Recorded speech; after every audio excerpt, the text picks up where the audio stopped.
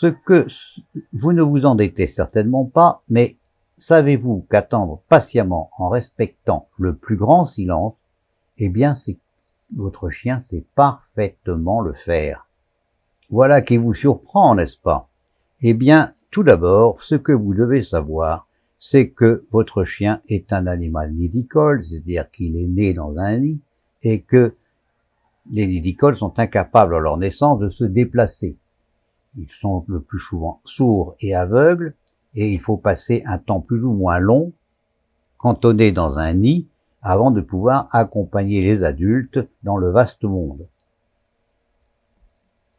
Au contraire, certains animaux, comme par exemple beaucoup d'oiseaux, naissent en étant capables de courir. C'est le cas notamment des poussins, etc.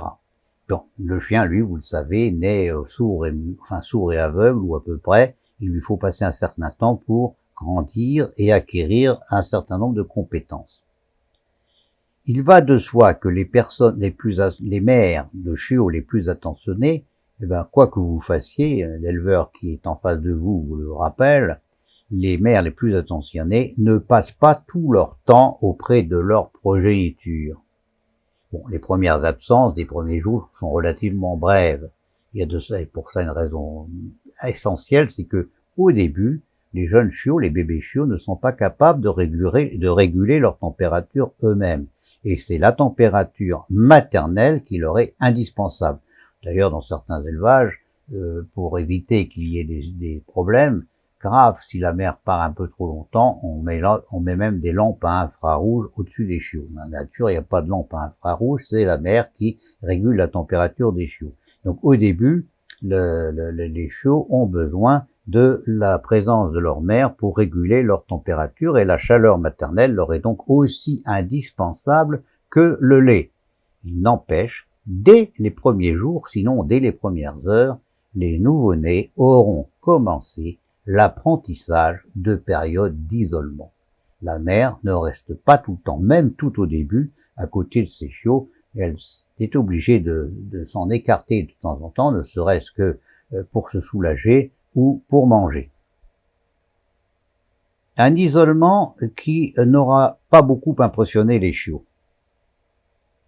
L'évolution de leur système nerveux ne leur permettant pas encore les émotions fortes.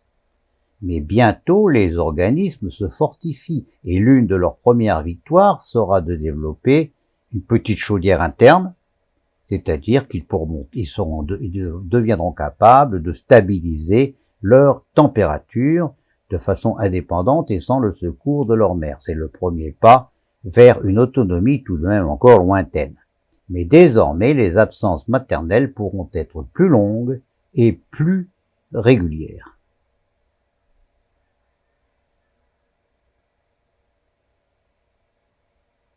Comment cela se passe-t-il? Les petits dans le nid vont atteindre assez vite un niveau de développement qui leur permettrait plus ou moins de quitter celui-ci ou de manifester leur éventuel mécontentement ou leur impatience en donnant de la voix. Or, on observe, et cela vaut pour toutes les espèces, pas seulement pour le chien, que les animaux dont la mère est partie, ne font ni l'un ni l'autre.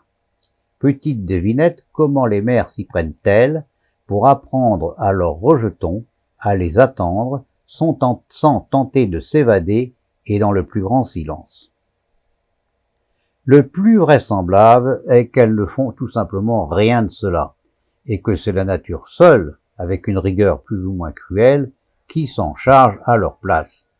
Les chances de survie des animaux nidicoles pendant l'absence des parents ne sont déjà pas si importantes que cela. Elles disparaissent complètement pour les petits nidicoles qui montreraient la moindre tendance au vagabondage ou aux effets sonores, ou même simplement à l'une de ces deux fantaisies. Exemple saisissant de sélection darwinienne, les seuls gènes à pouvoir se transmettre à travers les générations sont les gènes des animaux qui se taisent, les animaux silencieux et qui patientent. Les animaux qui ont tendance à crier ou à se déplacer, sont généralement détruits par des maraudeurs quelconques. Donc seuls survivent les animaux silencieux qui sont à la fois des sujets immobiles et silencieux. Seuls ces sujets-là survivent et donc seuls ces sujets-là auront l'occasion de transmettre leur patrimoine génétique et il est tout à fait normal que le patrimoine génétique des animaux nidicoles comporte le fait de savoir attendre patiemment sa mère et de ne pas faire de bruit.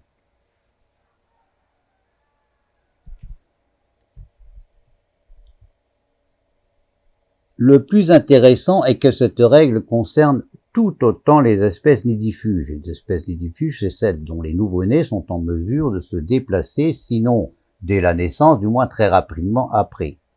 Pour ne citer que cet exemple, par exemple, les mères guanacos, qui étaient une sorte d'oiseau, quand elles sont poursuivies par des prédateurs, cachent leurs petits, elles en ont 2 au maximum, quelquefois un seul, dans un fourré ou un taillis, et ne reviennent auprès d'eux qu'après avoir dérouté leurs ennemis. C'est-à-dire que lorsque des guanacos se rendent compte qu'un prédateur veut s'attaquer à leur nid, elles cachent les petits dans un taillis et elles ne reviennent que lorsque les ennemis sont déroutés, et lorsqu'ils renoncent à les poursuivre.